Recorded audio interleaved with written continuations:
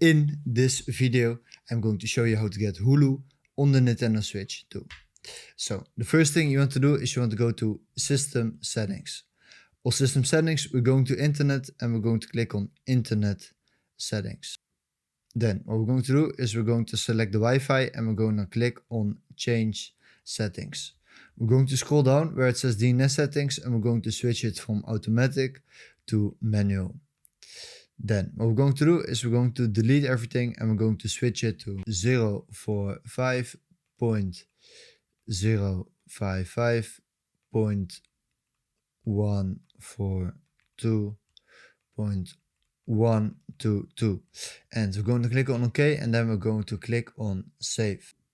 Then we're going to select the Wi-Fi and we're going to click on Connect to this network.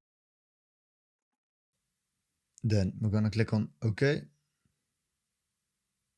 And we're going to click on Go to Google. And then in Google, we're going to type in Hulu.